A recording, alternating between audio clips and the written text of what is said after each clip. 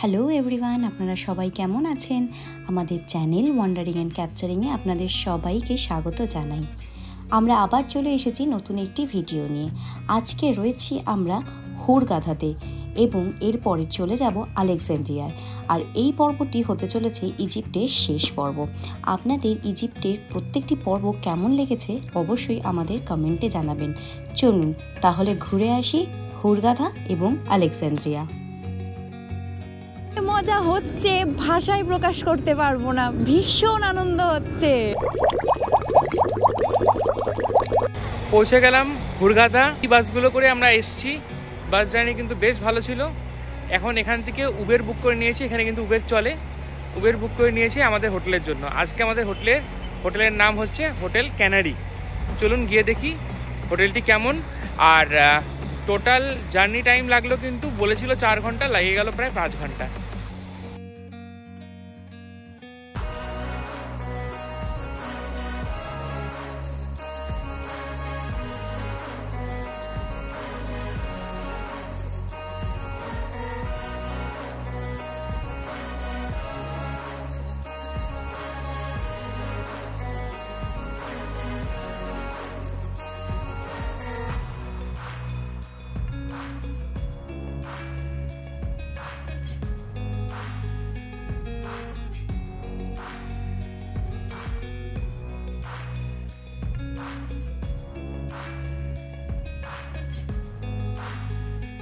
Good morning সকালকে। আমরা আছি এখন হুরগাধাতে আমরা কাল রাতেই পৌঁছে গিয়েছিলাম রাত 12টা নাগাদ। সেখান থেকে উবার নিয়ে চলে এসেছি আমরা হোটেল ক্যানারিতে। এই হলো আমাদের হোটেল ক্যানারি হুরগাধার ব্রেকফাস্ট। এখানে কিন্তু বুফে নয়, লিমিটেড অ্যামাউন্ট অফ ব্রেকফাস্ট। 2টো ব্রেড, একটু ইয়োগার্ট মানে দই, চিজ, একটু সঙ্গে দিয়েছে সস জ্যাম, একটা ডিম সেদ্ধ, অল্প জুস আর কফি, সঙ্গে 1 বোতল জল। এই হচ্ছে আজকের লিমিটেড অ্যামাউন্ট অফ ব্রেকফাস্ট। কি পিয়ালি হ্যাপি? তো পিয়ালি খুব একটা হ্যাপি না, কারণ পিয়ালির ডিম সিদ্ধ 2টো লাগতো, দেয়নি। যেমন সল্টেড বাটার ইউজ করি আমুলের, ওটাই কিন্তু সব থেকে বেশি পাওয়া যায়। আনসল্টেডও পাওয়া যায়, আরে কিন্তু আনসল্টেড বাটারের ইউজই কিন্তু বেশি। আমরা দেখবো হুরগাধা, লোহিত সাগর। হুরগাধা আসার উদ্দেশ্য একটাই, লোহিত সাগরে একবার জল ছুঁয়ে দেখা। সেটাই আমরা করে দেখব এবং সঙ্গে নিয়ে যাব আপনাদেরকেও, তাই সঙ্গে থাকুন। সকাল সকাল ব্রেকফাস্ট সেরে আমরা বেরিয়ে পড়লাম লোকাল বিচের উদ্দেশ্যে। তার জন্য উবের বুক করে নিলাম। সময় লাগলো 3 থেকে 4 মিনিট। গুড মর্নিং সকলকে। ইজিপ্টের হুরগাধা থেকে। ইজিপ্টে 2টি সমুদ্র কিন্তু স্পর্শ করেছে, একটি ভূমধ্যসাগর এবং একটি লোহিত সাগর। আজ আমরা লোহিত সাগরের তীরে একটি বিচ টাউনে, যার নাম হুরগাধা। তো দেখতেই পাচ্ছেন সমুদ্রের রং কি সুন্দর।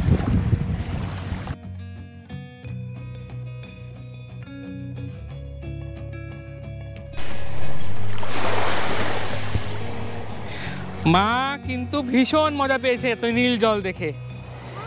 মা এত নীল জল আগে কোথায় আন্দামানে দেখেছিলে? মা আন্দামানে দেখেছিলাম। মা বারবার খালি পুরীর সঙ্গে কম্পেয়ার করছে। এই হলো বাঙালিদের প্রবলেম, যে কোনো কিছু পুরী আর দার্জিলিং ছাড়া ভাবতেই পারে না। হ্যাঁ, এখানে প্রচুর কোরাল আছে। লোহিত সাগরের তীরে দারুণ এনজয় করছি আমরা। এই যে পিছনে জাহাজগুলো দেখতে পাচ্ছেন, এরকমই একটি ডে ক্রুজে কিন্তু আমরা আজকে অনেকটা সময় কাটাবো এবং নিয়ে যাব আপনাদেরকেও। চলুন ঘুরে দেখি এই অসাধারণ সুন্দর লোহিত সাগরের তীর। ইজিপ্টে কিন্তু 2 রকমেরই বিচ রয়েছে, পাবলিক এবং প্রাইভেট বিচ। আজকে আমরা পাবলিক বিচেই এসেছি। পাবলিক বিচে কিছু টোকেন মানি দিয়ে আপনাকে ঢুকতে হবে, যেরকম আমাদের 20 পাউন্ড করে লেগেছে। এখানে আসার পর আপনি সব রকম সুযোগ সুবিধা, যেরকম সমুদ্রে নামা, সমুদ্রের পাশে বসে থাকা, সব রকমের ফেসিলিটিস এনজয় করতে পারবেন। প্লাস এখানে শাওয়ার রুমসও আছে, কেউ স্নান করে সেখানে ফ্রেশও হতে পারে। তো পাবলিক বিচগুলোই আমার মনে হয় বেশি সুবিধে, ফ্যামিলি পারপাসের জন্য তো খুবই ভালো। এবার আসি প্রাইভেট বিচে। যেরকম আমরা টার্কিতে দেখিয়েছিলাম কোনিয়ালটি বিচ, আমিও তাই যে পাবলিক বিচ অ্যান্ড প্রাইভেট বিচের কনসেপ্ট রয়েছে। পাবলিক বিচটা আপনাদের বলেই দিলাম। প্রাইভেট বিচ হচ্ছে একটা পার্টিকুলার আপনাকে হোটেলে থাকতে হবে, সেই হোটেল থেকে আপনি সমুদ্র অ্যাক্সেস করতে পারবেন বা সমুদ্র এনজয় করতে পারবেন। এটাই ডিফারেন্ট। আমার মনে হয় যে পাবলিক বিচটাই আমাদের মতো ফ্যামিলি বা যারা মানে সমুদ্র থেকে একটু দূরে রয়েছে তাদের জন্য ভীষণ ভালো, একটু সব ফ্যামিলির সাথে এসে এনজয় করার জন্য।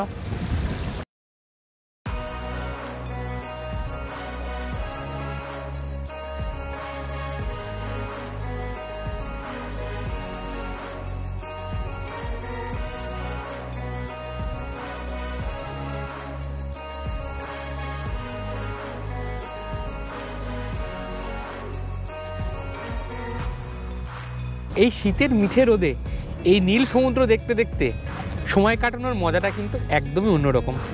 মনে একটা বেশ খুশি ফুরফুরে ভাব তৈরি করছে। দারুণ আনন্দ করছি, দারুণ দারুণ। আর সত্যি কথা বলতে এতগুলি মন্দির পরপর দেখার পরে একঘেয়েমি চলে এসেছিলো।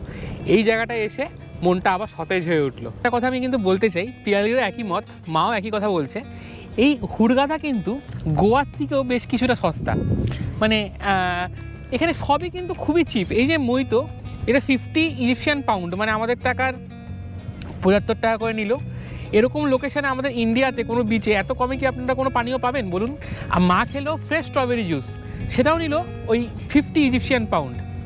আমরা আসলাম হোটেল থেকে এই বিচ অবধি, এটা ফ্যামিলি বিচ 2, এখানে বেশ কয়েকটা ফ্যামিলি বিচ রয়েছে 1, 2 করে। আমরা আসলাম ফ্যামিলি বিচ 2-তে। এই ফ্যামিলি বিচ 2-তে আসার জন্য আমাদের ট্যাক্সি ভাড়া কত লাগলো জানেন? মাত্র 32 ইজিপশিয়ান পাউন্ড।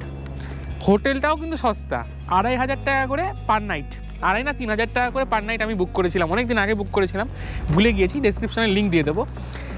আর ইজিপ্টের ভিসাও সস্তা। মানে আমি জাস্ট বলতে চাই, যদি সত্যি ফ্লাইট ভাড়াটাকে যদি একটু ম্যানেজ করা যায়, ইজিপ্টের এই বিচ টাউনগুলি কিন্তু আমাদের গোয়া কিংবা অন্যান্য বিচ টাউনগুলোর থেকে অনেক বেশি চিপ।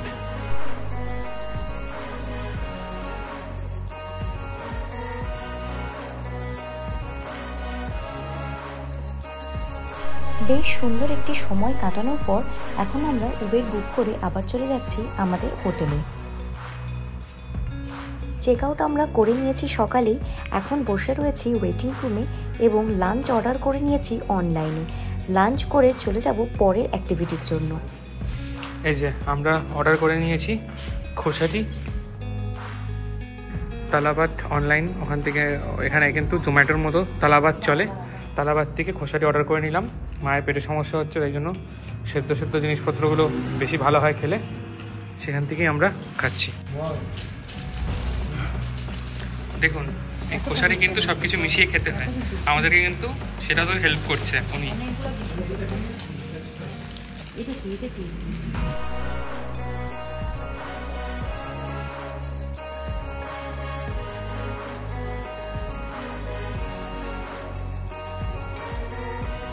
আমরা একটা ট্রিপ বুক করে রেখেছিলাম আগে থেকেই, ইন্ডিয়া থেকে করে এসেছিলাম, এটা লিঙ্ক আপনাদের ডেসক্রিপশনে দিয়ে দেবো, ভায়াটেলের লিঙ্ক। তো বেসিক্যালি আমাদেরকে কিন্তু নিজেদেরকে উবের বুক করে আবার এই অবধি আসতে হলো। তারপরেও বলছে ছেড়ে চলে গেল, আর নেবো না। লাস্টে একটু ভয় দেখানোতে, সত্যি কথা বলতে একটু পুলিশের ভয় দেখানোতে ওরা কিন্তু আলটিমেটলি আমাদেরকে নিতে আসলো, বোটটা দাঁড় করালো, নিয়ে গেল না। তো এইসব চিটিংবাজি কিন্তু ভালোই হয়।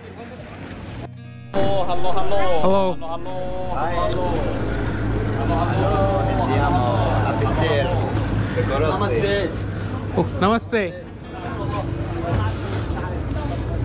উপরে চলে যাচ্ছি, আপার ডেকেই বসবো, সমুদ্র এনজয় করতে করতে। সব জায়গা অকুপাইড, তো বসার জায়গাও নেই, দাঁড়ানোর জায়গা তো।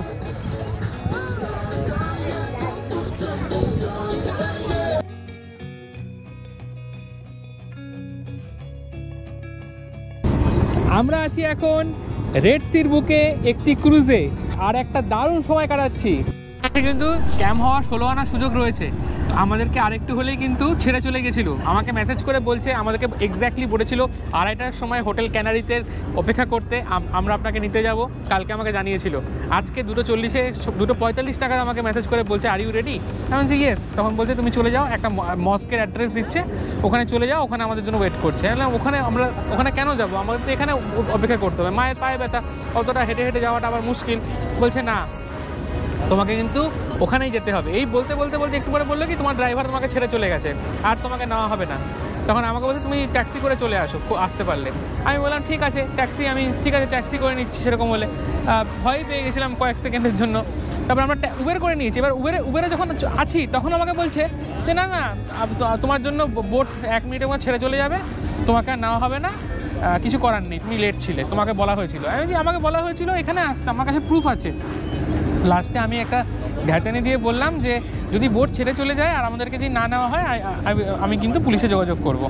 এটা বলার পরে কিন্তু ওরা একটু মেসেজ রিপ্লাই দিল না। তারপরে বেশ খানিকক্ষণ পরে আমি বললাম যে আমরা কিন্তু পৌঁছে গিয়েছি, তখন আমাকে রিপ্লাই দেওয়া শুরু করলো, বললো ঠিক আছে আমরা আসছি, হ্যাঁ তোমরা চলে এসো, তোমাদেরকে আমি ঠিক জায়গা থেকে পিক আপ করে নেবো। তারপরে যাই হোক পিক আপ আমাদেরকে করে নিল। তাহলে ভাবুন এইভাবে কিন্তু স্ক্যাম আপনাদের সঙ্গে যে কোনো মুহূর্তে হতে পারে। আর ওরা কিন্তু ইজিপ্টে যখন আসছেন এতজন এত রকম কথা বলে, মানে এতভাবে আপনার পিছনে পড়ে যাবে না, বাঁচতে হলে আপনাকে কিন্তু এই কথাটা আপনাকে বলতেই হবে। প্যারাসেলিং হচ্ছে। লোহিত সাগর কিন্তু লোহিত নয়, লোহিত সাগর কিন্তু লোহিত রঙের নয়, লোহিত সাগর নীল রঙের।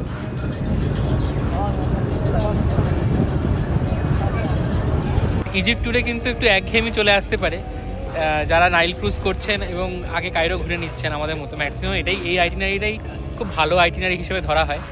তাদেরকে বলবো এই হুরগাথাটা কিন্তু প্লিজ ইনক্লুড করবেন, একটু অন্যরকম কন্ট্রাস্ট, তো ভালো লাগবে। আমরা এখন চলে যাচ্ছি নিচের দিকে। বোট অনেকটা সেল করে মাঝ সমুদ্রে এসে পড়েছে এবং অনেকেই ঝাঁপিয়ে পড়েছে সমুদ্রের জলে সাঁতার কাটবে বলে। প্রদীপ্তও কিন্তু এই সুযোগটা ছাড়লো না। প্রচণ্ড ঠান্ডা ছিল জল, কিন্তু তারা বেশ মজা করেছে, তা আপনারা দেখলেই বুঝতে পারছেন। আমার একটু ভয়ই লাগে এবং অভিজ্ঞতাটাও কম এবং মাঝ সমুদ্র, তাই আর নামলাম না।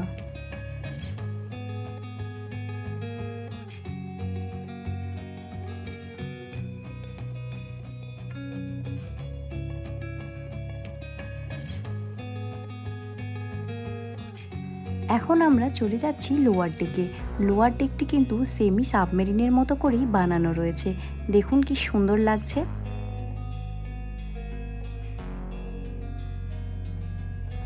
আন্দামানে দেখিয়েছিলাম সেমি সাবমেরিন কাকে বলে। সেমি সাবমেরিন কিন্তু পুরোপুরি সাবমেরিন নয়, জলের উপরের অংশ কিছুটা থাকে, বেশ কিছুটা নিচের অংশেও থাকে।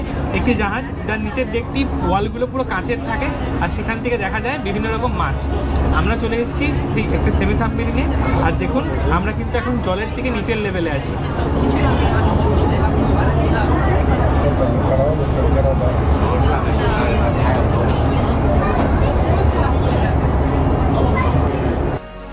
দারুণ লাগছে, জাস্ট জলের তলায় এত এত মাছ দেখছি।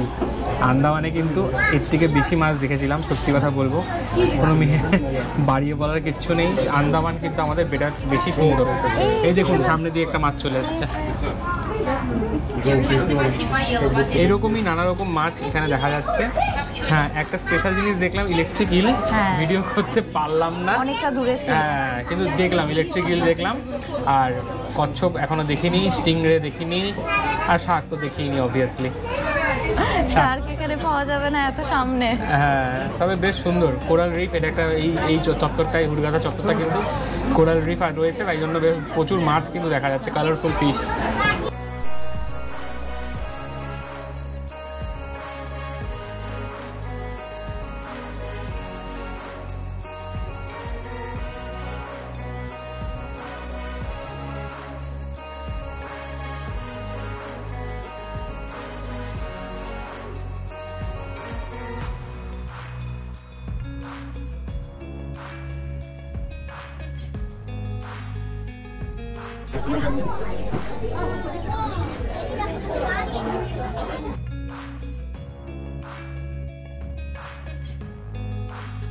সূর্যি মামা প্রায় অস্ত যায় এবং আমাদের বোট রাইডটি প্রায় শেষের দিকে। ভীষণ ভালো কাটলো সন্ধেটি এবং এই লোহিত সাগরকে অনেক বেশি আপন বলে মনে হলো।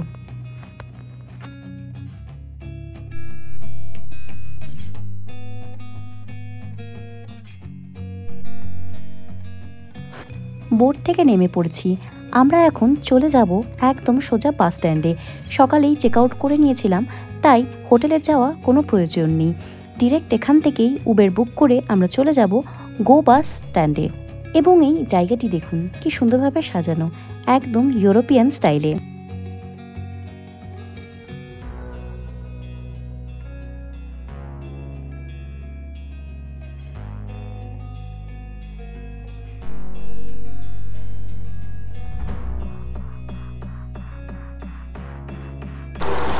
চলে যাচ্ছি আমরা আলেকজান্দ্রিয়া। হুরগাধা আমরা কিন্তু খুব সুন্দর ঘুরেছি। হুরগাধা একটি খুব সুন্দর বিচ টাউন, বিচ সিটি বলতে পারেন ইজিপ্টের, যেটা খুবই সুন্দর। সত্যি কথা বলবো যে একদিনে কিন্তু মন ভরলো না। আমার মনে হচ্ছে যে আরও কিছুদিনের জন্য যে ইজিপ্ট যদি পরবর্তীকালে আসি, হুরগাধাতে একটু বেশি সময় দেবো আর কি। আর আলেকজান্দ্রিয়া আমাদের কম সময় রয়েছে, একদিনের জন্যই আমাদের রয়েছে, ওটাতেও আর একটু বেশি সময় দেওয়া প্রয়োজন ছিল। যাই হোক, শখ ছিল মাকে ঘোরানোর, মা ঘুরে যাচ্ছে, এটাই আমার কাছে স্যাটিসফ্যাকশন। পরে আবার ঘুরে আসবো, আর যতটুকু আমরা ঘুরছি পুরোটাই কিন্তু শেয়ার করবো আপনাদের সাথে। আজ আমাদের 9টা 5-এর বাস, গো বাস, এই যে আমি আছি এখন গো বাস স্টেশনে। 9টা 5-এ হুরগাধা থেকে ছাড়বে, সকাল 5টা 15-তে গিয়ে পৌঁছাবে আলেকজান্দ্রিয়াতে। আর গো বাসের কিন্তু টোটাল 5টি স্টেশন রয়েছে, বাস স্টেশন রয়েছে এই হুরগাধা শহরে। তার মধ্যে সবথেকে বড় যে ডিপো, আপনারা নর্মাল গো বাস হুরগাধা সার্চ করলে যেটা দেখাবে, আপনারা চেষ্টা করবেন সেটাতেই চলে আসতে, সেখান থেকেই সমস্ত বাসগুলো ছাড়ে।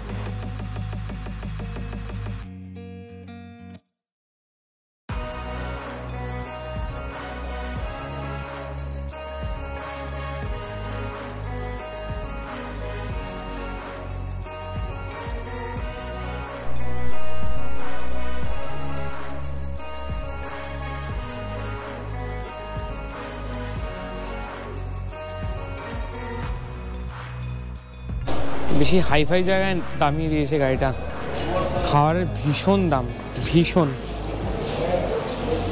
সামান্য চিকেনের বার্গার 310 ইজিপশিয়ান পাউন্ডস, মানে প্রায় $6, ভাবতে পারছেন? হিউজ কস্টলি একটা জায়গায় বাসা থামিয়েছে। অল্প কিছু স্ন্যাক্স খেয়ে আমাদের বাস আবার রওনা দিল আলেকজান্দ্রিয়ার উদ্দেশ্যে। পৌঁছে গেলাম আলেকজান্দ্রিয়া বাস স্ট্যান্ডে। নামার পরেই বিশাল বড় একটি ধাক্কা খেলাম। প্রচণ্ড শীত এখানে, যা পরে রয়েছি শীতের পোশাক এবং যা নিয়ে এসেছি তাতে কুলোবে কিনা বুঝতে পারছিলাম না, কিন্তু অনেকেই বলছিল দিন বাড়লে ঠান্ডা অনেকটাই কমে যাবে। যাই হোক, তাড়াতাড়ি গরম গরম চা খেয়ে উবের বুক করে চলে এলাম হোটেলে। দেখতেই পাচ্ছেন ভোর 5:30 বাজে, এখনও সূর্যি মামার দেখা নেই, একদম অন্ধকার, হোটেলের দরজাও খোলেনি। আমরাই প্রথমে নক করে কিন্তু হোটেলের দরজা খুললাম।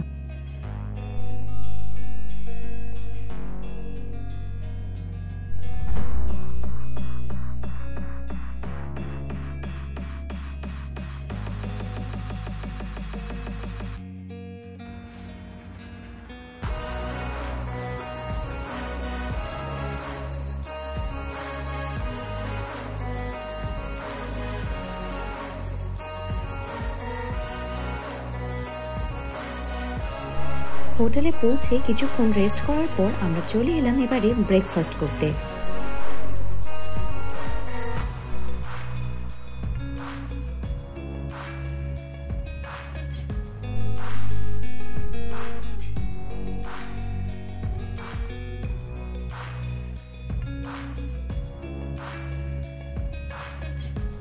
এই শহরটিকে দেখার জন্য আমাদের হাতে একটি মাত্রই দিন রয়েছে, তাই ব্রেকফাস্ট সেরেই আমরা সময় নষ্ট না করে চলে এলাম ক্যাটাকম্ব দেখতে। আপনাদের একবারও মনে হচ্ছে না এই শহরটির নাম আলেকজান্দ্রিয়া কেন? একটু গেস করছেন তো? রাজা আলেকজান্ডারের নামে এই শহরের নামকরণ।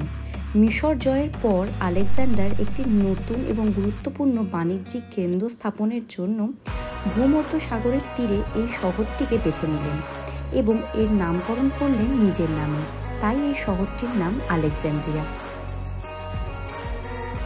এবারে ফিরে আসি ক্যাটাকম্বে। আরবিদের ভাষায় এর অর্থ হলো ভাঙা টুকরোর স্তূপ। 1900 সালে একটি গাধা এই খাদে পড়ে গেলে এই সমাধিগুলি আবিষ্কৃত হয়। সমাধি বলছি কেন, সে আস্তে আস্তেই বুঝতে পারবেন। 2য় থেকে 4র্থ শতাব্দীর মধ্যে এই সমাধিগুলো ব্যবহার করা হতো এবং নানান ধরনের শিল্পকার্য এই সমাধিগুলির মধ্যে পাওয়া গিয়েছিল। এই জায়গাটি দেখতে পাচ্ছেন, এখানেও কিন্তু সমাধি রাখা হতো। আর নিচে যেটা দেখতে পাচ্ছেন সেটা হলো একটি সার্কোফেগাস।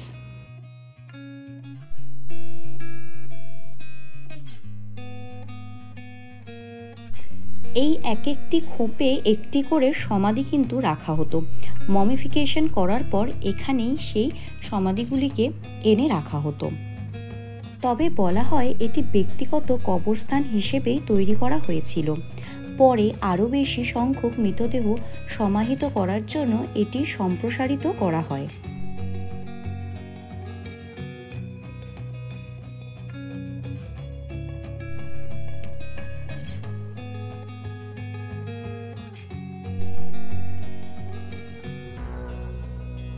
আমরা এখন চলে যাচ্ছি আলেকজান্দ্রিয়ার কায়েতবে সিটাডেল দেখতে। পৌঁছে গেলাম আলেকজান্দ্রিয়ার কায়েতবে দুর্গ দেখতে। এটি অন্যতম ঐতিহাসিক স্থাপত্য এবং একটি জনপ্রিয় পর্যটন কেন্দ্র। ওই দূরে দাঁড়িয়ে রয়েছে মাথা উঁচু করে ভূমধ্যসাগরের বুকে, সত্যি অসাধারণ একটি প্রতিষ্ঠান।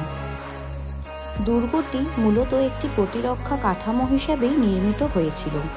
বর্তমানে সিটাডেলের ভেতরে একটি ছোট নেইভেল মিউজিয়াম রয়েছে, মানে নৌবাহিনী জাদুঘর রয়েছে। এখন এটি পুরোটাই জনপ্রিয় পর্যটন আকর্ষণ। আমরা আর এটির ভেতরে আজকে ঢুকলাম না, বাইরের থেকে যা দেখলাম তাতেই মনটা ভরে গেল। আমরা এবার চলে যাব নেক্সট ডেস্টিনেশনে।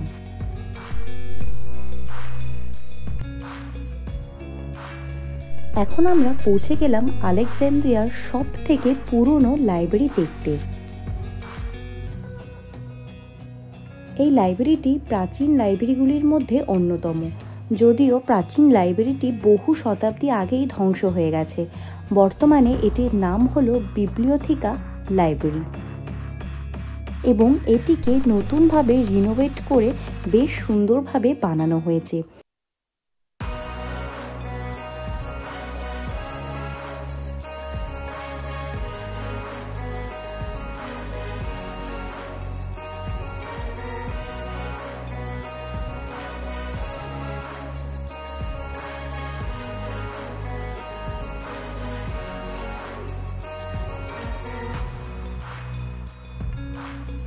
ইজিপ্ট পর্ব আমরা এখানেই শেষ করছি। আপনাদের ভিডিওগুলি কেমন লাগলো অবশ্যই কমেন্টের মাধ্যমে জানাবেন। এখনও যারা সাবস্ক্রাইব করেননি আমাদের চ্যানেলটিকে অবশ্যই সাবস্ক্রাইব করে আমাদের সাপোর্ট করবেন। দেখা হচ্ছে পরের লোকেশনে পরের ভিডিওর সাথে। ততদিনের জন্য সবাই খুব ভালো থাকবেন, সুস্থ থাকবেন এবং মন খুলে ঘুরবেন।